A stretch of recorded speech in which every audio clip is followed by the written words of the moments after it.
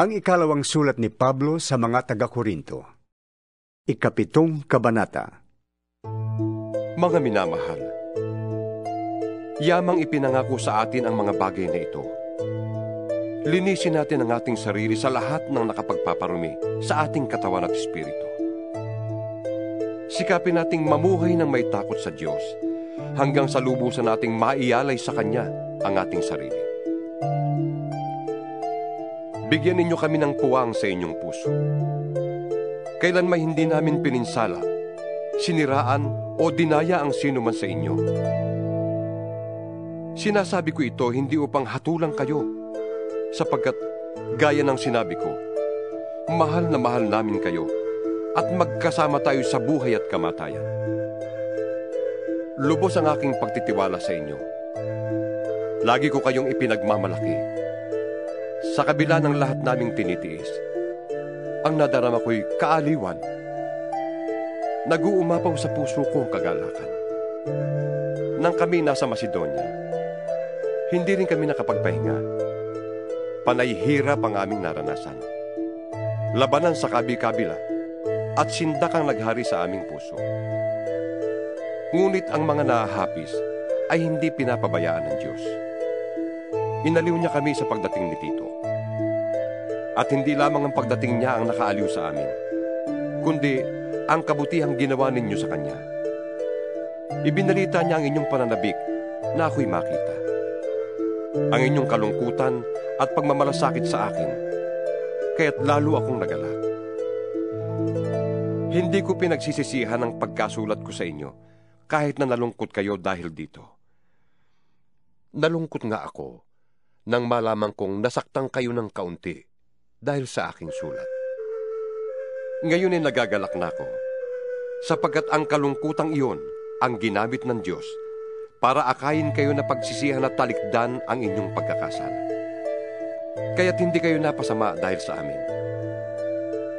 Sapagkat ang kalungkutang buhat sa Diyos ay nagbubunga ng pagsisisi at pagbabago tungo sa kaligtasan. Ngunit ang kalungkutang dulot ng mundo ay humahantong sa kamatayan. Tingnan ninyong ibinunga ng kalungkutang buhat sa Diyos. Naging masikap kayo at masigasig na ipakilalang kayo'y walang kasalanan tungkol sa mga bagay na iyon. Namuhi kayo sa inyong sarili. Sinidlan kayo ng takot. Nanabi kayo sa aking pagdating.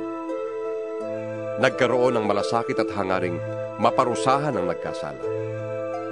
Ipinakita ninyo sa lahat ng paraan na kayo'y walang kinalaman sa mga bagay na iyon. Alam ng Diyos na ang pagsulat ko sa inyo ay hindi dahil sa taong nagkasala, ni sa taong ginawa ng kasalanan, kundi upang makita ninyo kung gaano ang inyong pagmamalasakit sa amin. Kaya ang ginawa ninyo ay nagdulot sa amin ng malaking kaaliwan. At nalubos ang aming kagalakan dahil sa kasiyahang nadama ni Tito sa inyong piling. Ipinagmalaki ko kayo sa Kanya at hindi naman ako napahiya. Sapagkat kung paanong lahat ng sinasabi ko sa inyo ay totoo, napatunayang totoo rin ang lahat ng sinabi ko kay Tito tungkol sa inyo. At habang iniisip niya ang inyong pagkamasunurin, lalo naman kayong napapamahal sa Kanya, hindi rin niya malimut-limutan ang magandang pagtanggap at paggalang ninyo sa Kanya. Labis akong nagagalak dahil kayo'y lubos kong mapagkakatiwalaan. Ikawalong kabanata. Ibig naming ibalita sa inyo, mga kapatid, ang nagawa ng kagandahang loob ng Diyos sa mga iglesia sa Macedonia. Dumana sila ng matinding kahirapan at ito'y isang mahigpit na pagsubok sa kanila. Ngunit sa kabila ng kanilang paghihikahos, masayang-masaya pa rin sila at bukas ang palad sa pagbibigay. Sila'y kusang loob na nag-abuloy, hindi lamang sa abot ng kanilang kaya, kundi higit pa. Alam ko ito sapagkat mahigpit nilang ipinakiusap sa amin na sila'y bigyan ng pagkakataong makatulong sa mga kapatid sa Judea. At higit sa inaasahan namin, inilaan nila ang kanilang sarili. Una sa Panginoon, at pagkatapos sa amin, ayon sa kalooban ng Diyos. Kaya't pinakiusapan namin si Tito, yamang siyang nagsimula nito, na kayo'y tulungan niya hanggang sa malubos ang pagkakawang gawa ninyong ito. Kayo'y tanyag sa pananampalataya, sa pagpapahayag, sa kaalaman, sa kasipagan, at sa inyong pag-ibig sa amin. Sikapin din ninyong manguna sa pagkakawang gawa. Hindi sa inuutusan ko kayo. Sinasabi ko lamang sa inyo ang ginagawang pagtulong ng iba upang masubok ang katapatan ng inyong pag-ibig. Hindi kaila sa inyo ang kagandahang loob ng ating Panginoong Hesukristo.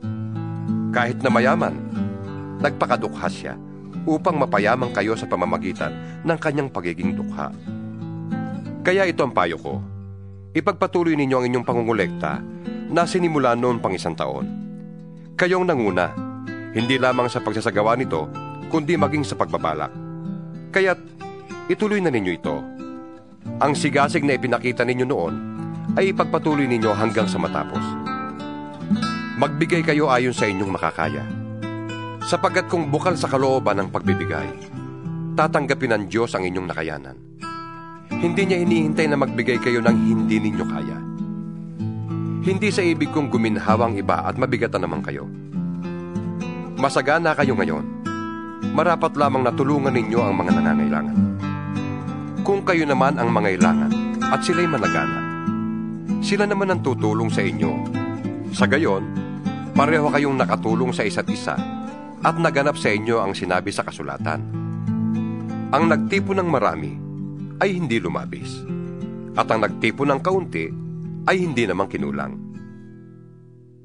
Nagpapasalamat ako sa Diyos dahil binigyan niya si Tito ng pagmamalasakit para sa inyo, na tulad din ng pagmamalasakit ko. Hindi lamang niya pinaunlakan ang aming pakiusap, kundi sa kagustuhang makatulong sa inyo, nagpresenta pang siya ang pupunta riyan.